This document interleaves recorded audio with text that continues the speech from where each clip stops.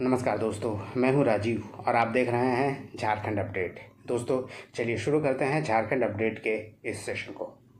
और आज के इस सेशन में हम लोग देखेंगे झारखंड करंट अफेयर्स के कुछ इंपॉर्टेंट प्रश्नों को पूरे व्याख्या के साथ। इस सेशन में कुल 5 प्रश्न होंगे जिसे हम लोग पूरे डिस्क्रिप्शन के साथ देखेंगे। इसके अलावा वन लाइनर्स के फॉर्म में हम लोग कुछ प्रश्नों को रिवाइज भी कर लेंगे और एक अभ्यास प्रश्न भी आपके लिए सेशन के अंत में होगा जिसका जवाब आप कमेंट में कर सकते हैं। और इसका पीडीएफ अवेलेबल हो जाएगा आपको टेलीग्राम चैनल पे, तो आप इसे ज्वाइन कर सकते हैं। जिसका लिंक चाहिए आपको तो अवेलेबल है डिस्क्रिप्शन में। तो आइए शुरुआत करते हैं आज के इस झारखंड करंट अफेयर्स के सेशन को।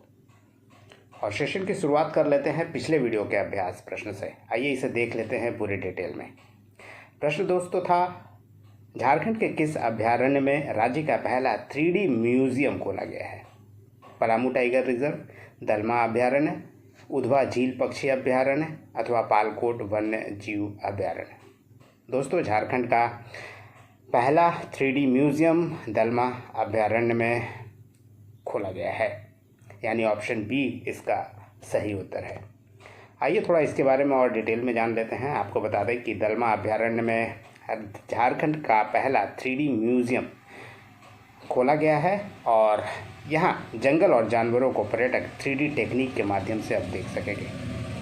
मकुला कोचा में वन विभाग द्वारा इको टूरिज्म स्कीम के तहत इसका निर्माण किया गया है और झारखंड के किसी भी वाइल्ड लाइफ सेंचुरी में ऐसा नहीं है और यह पहला ऐसा 3D म्यूजियम है जो दलमा अभ्यारण्य में बनाया गया। आपको बता दें कि यहाँ वर्चुअल रियलिटी की मदद से पर्यटकों को 360 डिग्री में खुद के जंगल में होने का अनुभव हो सकेगा और साथ ही सफारी में घूमने का भी अनुभव इस 3D टेक्निक के माध्यम से हो सकेगा। और यह झारखंड का पहला 3D म्यूजियम है और गुजरात के गिर नेशनल पार्क को कॉपी किया गया है इस म्यूजियम को, यानी गिर नेशनल पार्क के आधार पर ही 3D म्यूजियम को भी झारखंड के दलमा अभ्यारण्य में तैयार किया गया है। चलिए दोस्तों अब कुछ नए प्रश्नों को भी इस सेशन में देख लेते हैं जो झारखंड करंट अफेयर्स से ही संबंधित है। और इसके तहत कुछ प्रश्न हैं, उससे पहले हम लोग देख लेते हैं कि कौन कौन से टॉपिक और कौन कौन से प्रश्नों को हम लोग देखने वाले हैं। इतिहास में पहली बार झारखंड फायर सर्विस के कर्मियों को वीरता पदक से 78वीं स्वतंत्रता दिवस के अवसर पर सम्मानित किया गया। अग्निशमन विभाग के किस फायरमैन को इस वीरता पदक से सम्मानित किया गया है जो झारखंड से हैं? इसके अलावा दूसरा प्रश्न है पुस्तक से संबंधित, पुस्तक और लेखक से संबंधित। पुस्तक है दोस्तों संविधान प्रदत्त आदिवासी अधिकार खतरे में, इसकी लेखक कौन है? अमीषा केरकेट्टा किस खेल से जुड़ी हुई खिलाड़ी हैं जिसे भारत की जूनियर टीम में शामिल किया गया है? और नेक्स्ट प्रश्न होगा, झारखंड में निवास करने वाले आदिवासी समूहों के लिए कौन सा विभाग ट्राइबल डिजिटल एटलस तैयार कर रही है? इसके अलावा एक और प्रश्न है, झारखंड में किसी भी विश्वविद्यालय में पहली महिला रजिस्ट्रार के तौर पर किसकी नियुक्ति कुछ दिनों पहले की गई है? तो ये दोस्तों 5 प्रश्न हैं और इन्हीं 5 प्रश्नों को हम लोग डिटेल में देखेंगे। शुरुआत करते हैं प्रश्न से और यह पहला प्रश्न है आज का, इतिहास में पहली बार झारखंड फायर सर्विस के कर्मियों को वीरता पदक दिया गया है और झारखंड के अग्निशमन यानी फायर सर्विस विभाग के किस फायरमैन को वीरता पदक से सम्मानित किया गया है? विश्वजीत कुमार सिंह, अरुण उराव, दीपक कुमार पांडे अथवा प्यारेलाल तंबुआर। दोस्तों ये फायरमैन हैं प्यारेलाल तंबुआर जिन्हें 78वीं स्वतंत्रता दिवस के अवसर पर वीरता पदक से सम्मानित किया गया है, यानी ऑप्शन डी इस प्रश्न का सही उत्तर है। इसके बारे में और डिटेल में आपको बता दें कि 78वीं स्वतंत्रता दिवस के मौके पर दिल्ली में झारखंड के 19 पुलिसकर्मियों और साथ ही पदाधिकारियों को विभिन्न श्रेणी में वीरता पदक दिया गया और सराहनीय सेवा पदक से सम्मानित किया गया। इसमें गढ़वा के superintendent of police Deepak Kumar Pandey भी शामिल हैं और दीपक कुमार पांडे सहित कुल 7 पुलिसकर्मियों को वीरता पदक जबकि 11 पुलिसकर्मियों को सराहनीय सेवा पदक से सम्मानित किया गया जो झारखंड के हैं। इसके अलावा इतिहास में पहली बार ऐसा हो रहा है जब झारखंड फायर सर्विस के कर्मियों को भी वीरता पदक दिया गया है और झारखंड अग्निशमन विभाग के फायरमैन प्यारेलाल तंबुआर हैं झारखंड से, जिन्हें वीरता पदक से सम्मानित किया गया और ऐसा पदक पाने वाले फायर सर्विस के ये पहले कर्मी हैं। चलिए देखते हैं इसके बाद कि प्यारेलाल तंबवार और दीपक कुमार पांडे कौन हैं। बताते दोस्तों, प्यारेलाल तंबवार साहेबगंज में हुई आगजनी की घटना पे काबू पाने के लिए उन्हें वीरता पदक दिया गया है और झारखंड फायर सर्विस में ये एक कर्मी हैं। इसके अलावा दीपक कुमार पांडे की बात करें तो 2019 बैच के आईपीएस अधिकारी हैं और 2023 में राज्य पुलिस सेवा के 24 अधिकारियों को जो आईपीएस में प्रोन्नति दिया गया था उसमें से दीपक कुमार पांडे भी हैं। यानी वो राज्य सेवा के अधिकारी हैं जिन्हें आईपीएस 2023 में बनाया गया है प्रोन्नति देकर और 2019 बैच से उन्हें आईपीएस में शामिल किया गया है।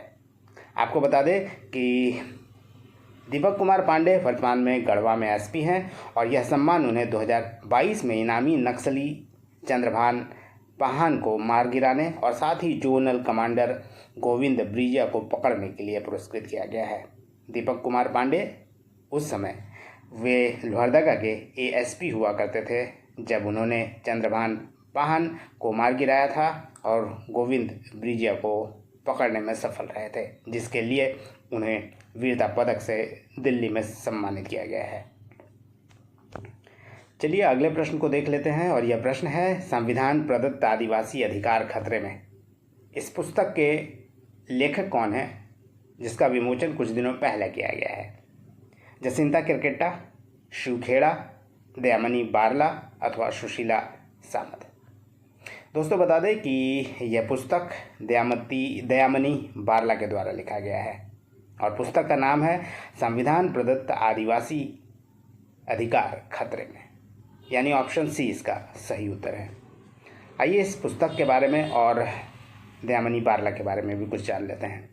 बता दें दोस्तों, ये पुस्तक का नाम है संविधान प्रदत्त आदिवासी अधिकार खतरे में, जिसकी लेखिका है दयामनी बारला और दयामनी बारला झारखंड की हैं और वे एक पत्रकार हैं, आंदोलनकारी व सामाजिक कार्यकर्ता भी हैं और उनकी नई पुस्तक का विमोचन यानी संविधान प्रदत्त आदिवासी अधिकार खतरे में, इस पुस्तक का विमोचन मई 2024 में किया गया और यह पुस्तक आदिवासी समुदाय के संघर्ष का एक डॉक्यूमेंट है और इस पुस्तक में आदिवासी समुदाय व झारखंड का संक्षिप्त इतिहास के द्वारा बताया गया है।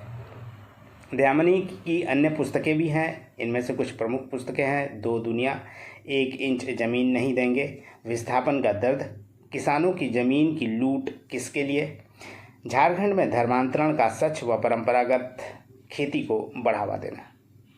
इसके अलावा बता दें, दयामनी बारला कुछ दिनों पहले काफ़ी चर्चा में थी एक स्टेटमेंट को लेके। आर्सेलर मित्तल जब झारखंड में प्लांट लगाने के लिए आए थे, यानी एमओयू किया गया था झारखंड सरकार के साथ, उस समय दयामनी बारला ने काफ़ी इसका विरोध किया था। अंत में आर्सेलर मित्तल का प्लांट नहीं लग पाया और अगर ये लगता तो 40 ऐसे गांव हैं जहां लोगों को विस्थापन का दंश झेलना पड़ता और दयामनी बारला के कारण ही यह विस्थापन रुक पाया और आर्सेलर मित्तल स्टील प्लांट नहीं लग पाया था और इसके कारण दयामनी बारला काफ़ी चर्चा में भी थी। अगले प्रश्न को देख लेते हैं और यह प्रश्न है, अमीषा किरकेट्टा किस खेल से जुड़ी झारखंड की खिलाड़ी है जिसे भारत की जूनियर टीम में शामिल किया गया है? स्प्रिंट, वेटलिफ्टिंग, रेसलिंग या बॉक्सिंग? दोस्तों अमीषा किरकेट्टा एक बॉक्सर है, यानी बॉक्सिंग से जुड़ी खिलाड़ी है। इस प्रश्न का ऑप्शन डी सही उत्तर है।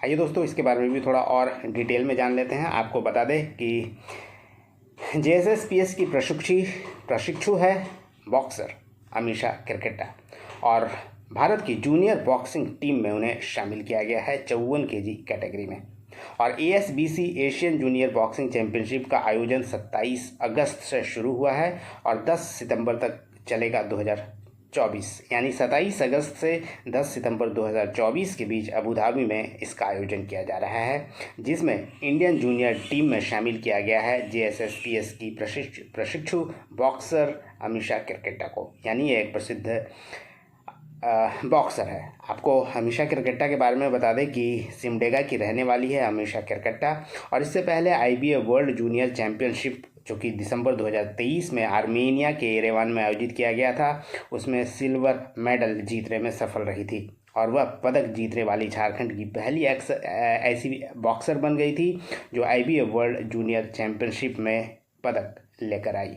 इसके अलावा आपको बता दें कि अमीषा के बारे में वो अब तक कोई राष्ट्रीय पदक भी नहीं जीत पाई थी, परंतु हाल ही दिन में सीधे वर्ल्ड बॉक्सिंग में उन्होंने सिल्वर मेडल जीता था, जिसके कारण ये बॉक्सर भी काफ़ी चर्चा में रही थी। चलिए अब अगले प्रश्न को देख लेते हैं, और यह प्रश्न है, झारखंड में निवास करने वाले आदिवासी समूहों के लिए कौन सा विभाग ट्राइबल डिजिटल एटलस तैयार कर रही है? कल्याण विभाग, स्वास्थ्य विभाग, शिक्षा विभाग या उपरोक्त सभी? दोस्तों, डिजिटल एटलस यानी ट्राइबल डिजिटल एटलस तैयार किया जा रहा है झारखंड के कल्याण विभाग के द्वारा, यानी ऑप्शन ए सही उत्तर है। आपको बता दें कि झारखंड में निवास करने वाले जो आदिवासी समूह हैं, विशेषकर PVTG के लोग, उनके लिए ट्राइबल डेवलपमेंट डिजिटल एटलस तैयार किया जा रहा है, और कल्याण विभाग के अंतर्गत आदिवासी कल्याण आयुक्त के मार्गदर्शन में इसे तैयार किया जा रहा है। आपको बता दें कि एटलस में प्रथम चरण में विशेष रूप से जो कमजोर आदिवासी वर्ग है, जिसे PVTG कहते हैं, उन पर ध्यान केंद्रित किया जा रहा है, और राज्य सरकार उनके सामाजिक बुनियादी ढांचा, आजीविका और स्वास्थ्य पर ध्यान केंद्रित कर कार्य योजना बना रही है ताकि उनका संपूर्ण विकास हो सके।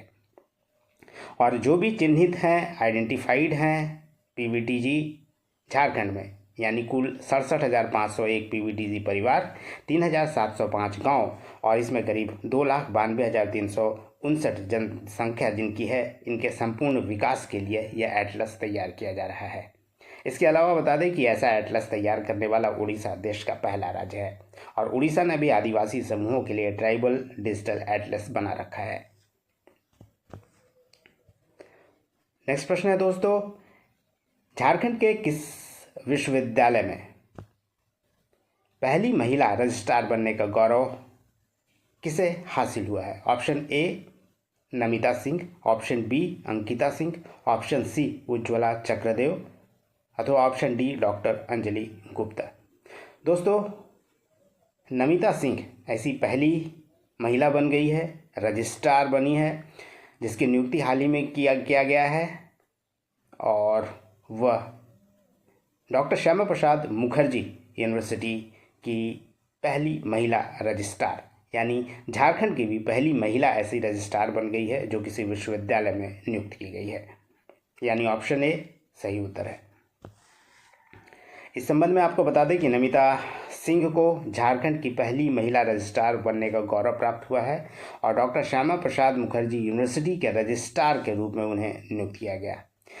झारखंड के किसी भी यूनिवर्सिटी में ऐसा रजिस्ट्रार बनने वाली वो पहली महिला रजिस्ट्रार बन गई है, और झारखंड पब्लिक सर्विस कमीशन यानी JPSC द्वारा उनकी नियुक्ति की गई है रजिस्ट्रार के तौर पर डॉक्टर श्यामा प्रसाद मुखर्जी यूनिवर्सिटी रांची में।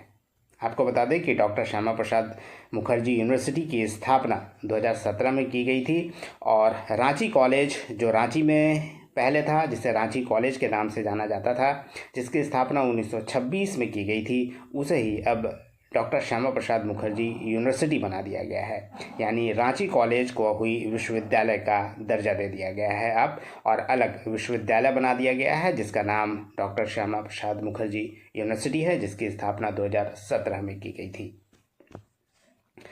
आइए दोस्तों, अब कुछ प्रश्नों को हम लोग रिवाइज कर लेते हैं वन लाइनर्स के फॉर्म में।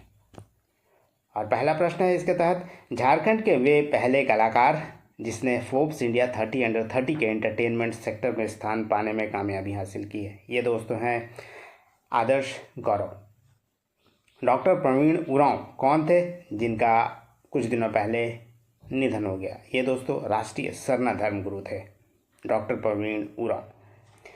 नेशनल ज्योग्राफिक चैनल किस नाम से झारखंड पर आधारित डॉक्यूमेंट्री बना रही है? एक्चुअली दोस्तों ये बनकर रेडी भी हो गया है। आपको बता दें ये नाम है पोस्टकार्ड्स फ्रॉम झारखंड, जो कि एक डॉक्यूमेंट्री है जो नेशनल ज्योग्राफिक चैनल के द्वारा झारखंड पर बनाया गया है। 26 मार्च 2023 को रांची में किस कंपनी द्वारा फुल मैराथन का आयोजन किया गया था? दोस्तों CCL के द्वारा यह फुल मैराथन का आयोजन किया गया था। झारखंड की पहली महिला राज्यसभा सदस्य कौन है? यह है दोस्तों महुआ माझी। आइए और कुछ प्रश्नों को देख लेते हैं, रिवाइज कर लेते हैं। सेंट्रल पॉल्यूशन कंट्रोल बोर्ड यानी CPCB की ओर से जारी रिपोर्ट में झारखंड की 9 नदियों की स्थिति काफ़ी खराब बताई गई थी। इसमें 2 नदियां हैं, 2 में एक नदी है स्वर्णरेखा। दूसरी नदी कौन सी है? बता दें कि जो 2 नदी बताई गई थी सबसे प्रदूषित, एक स्वर्णरेखा और दूसरी नदी है हरमू नदी। राष्ट्रपति श्रीमती द्रौपदी मुर्मू ने नई दिल्ली में पंचायतों को प्रोत्साहन पर राष्ट्रीय सम्मेलन में झारखंड की किस ग्राम पंचायत को राष्ट्रीय पंचायत पुरस्कार से अप्रैल 2023 में सम्मानित किया था? ये तो दोस्तों कपिलो गांव जो कि गिरिडीह जिले के बिरनी प्रखंड में है, और हरित पहल के लिए कपिलो गांव को राष्ट्रीय पंचायत पुरस्कार से राष्ट्रपति द्वारा सम्मानित किया गया था।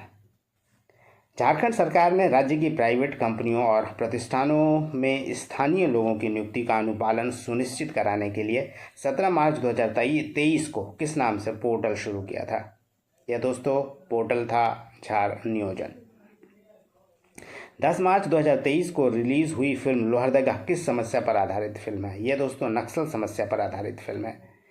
डॉक्टर शिप्टी श्रद्धा सिंह हाल ही में क्यों चर्चा में रही थी? दोस्तों माउंट किलिमंजारो में भारतीय राष्ट्रीय ध्वज तिरंगा फहराने में वह सफल रही थी, यानी माउंट किलिमंजारो के शिखर तक वो पहुंची थी। आइए अब आज देख लेते हैं अंत में आज के अभ्यास प्रश्न को। और आज का अभ्यास प्रश्न जो आपके लिए है, बुधवा उरांव किस खेल से संबंधित अंतर्राष्ट्रीय खिलाड़ी थे जिनका निधन हो गया? Option A hockey, option B skating, option C cycling अथवा ऑप्शन डी रनिंग। तो ये था दोस्तों आज का अभ्यास प्रश्न और ये था पूरा सेशन। उम्मीद करता हूँ पसंद आया होगा और आपके लिए काफ़ी इन्फॉर्मेटिव भी होगा। धन्यवाद। फिर मिलते हैं नेक्स्ट सेशन में। तब तक जुड़े रहिए, देखते रहिए झारखंड करंट अफेयर्स और नेशनल इंटरनेशनल करंट अफेयर्स। धन्यवाद दोस्तों। फिर मिलते हैं नेक्स्ट सेशन में। तब तक जुड़े रहिए झारखंड अपडेट के साथ। धन्यवाद।